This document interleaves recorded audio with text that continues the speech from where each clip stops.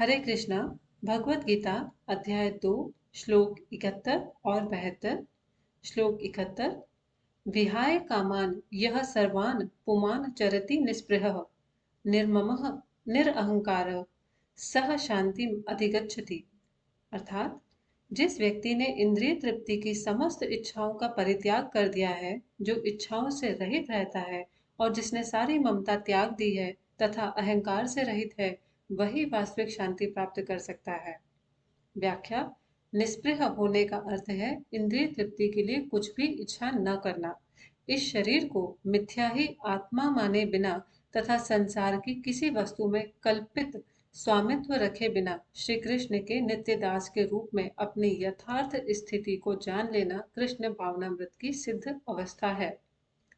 जो इस सिद्ध अवस्था में स्थित है वह जानता है कि श्री कृष्ण ही प्रत्येक वस्तु के स्वामी है, अतः प्रत्येक वस्तु का उपयोग उनकी तुष्टि के लिए किया जाना चाहिए।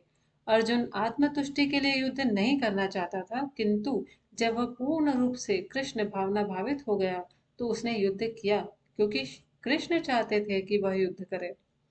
उसे अपने लिए युद्ध करने की कोई इच्छा न थी, किंतु वही अर्जुन कृष्ण के लिए अपनी शक्ति भर लड़ा। वास्तविक इच्छा शून्यता कृष्ण तुष्टि के लिए इच्छा है। यह इच्छाओं को नष्ट करने का कोई कृत्रिम प्रयास नहीं है। जीव कभी भी इच्छा शून्य या इंद्रिय शून्य नहीं हो सकता, किंतु उसे अपनी इच्छाओं की गुणवत्ता बदलनी होती है। भौतिक दृष्टि से इच्छा शून्य व्यक्ति जानता है कि प्रत्येक वस्तु कृष्ण की है, अतः वह किसी वस्तु पर अपना स्वामित्व घोषित नहीं करता। यह दिव्य ज्ञान आत्म साक्षात्कार पर आधारित है, अर्थात इस ज्ञान पर कि प्रत्येक व्यक्ति या जीव कृष्ण का अंश स्वरूप है और जीव की शाश्वत स्थिति कभी भी न तो कृष्ण के तुल्य होती है न उनसे बढ़कर। इस प्रकार कृष्ण भावनामृत का यह ज्ञान ही वास्तविक शांति का मूल सिद्धांत है। श्लोक 72। एषा ब्राह्मी स्थितिः पार्थ न एनां प्राप्य विमुह्यति स्थित्वा अस्याम अंतकाले अपि ब्रह्म निर्वाणम ऋच्छति।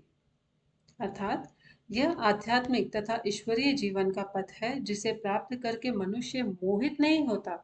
यदि कोई जीवन के अंतिम समय में भी इस तरह स्थित हो तो वह भगवत धाम को प्राप्त होता है। व्याख्या। मनुष्य कृष्ण भावनामृत या दिव्य जीवन को एक क्षण में प्राप्त कर सकता है और हो सकता है कि उसे लाखों जन्मों के बाद भी प्राप्त न हो। यह तो सत्य समझने और स्वीकार करने की बात है। खट्वांग महाराज ने अपनी मृत्यु के कुछ मिनट पूर्व कृष्ण के शरणागत होकर ऐसी जीवन अवस्था प्राप्त कर ली। निर्वाण का अर्थ है भौतिकतावादी जीवन शैली का अंत। बौद्ध दर्शन के अनुसार इस भौतिक जीवन के पूरा होने पर केवल शून्य शेष रह जाता है, किंतु भगवत गीता की शिक्षा इससे भिन्न है। वास्तविक जीवन का शुभारंभ इस भौतिक जीवन के पूरा होने पर होता है। स्थूल भौतिकतावादी के लिए यह जानना पर्याप्त होगा कि इस भौतिक जीवन का अंत निश्चित है, किंतु आध्यात्मिक दृष्टि से उन्नत व्यक्तियों के लिए इस जीवन के बाद अन्य जीवन का प्रारंभ होता है। इस जीवन का अंत होने से पूर्व यदि कोई कृष्ण भावना भावित हो जाए तो उसे तुरंत ब्रह्म निर्वाण अवस्था प्राप्त हो जाती है। भगवत धाम तथा भगवत भक्ति के बीच कोई अंतर नहीं है, क्योंकि दोनों चरम पद हैं। अतः भगवान की दिव्य प्रेम भक्ति में व्यस्त रहने का अर्थ है भगवत धाम को प्राप्त करना। भौतिक जगत में इंद्रिय तृप्ति विषयक कार्य होते हैं और आध्यात्मिक जगत में कृष्ण भावनामृत विषयक। इसी जीवन में ही कृष्ण भावनामृत की प्राप्ति तत्काल ब्रह्म प्राप्ति जैसी है और जो कृष्ण भावनामृत में स्थित होता है वह निश्चित रूप से पहले ही भगवत धाम में प्रवेश कर चुका होता है।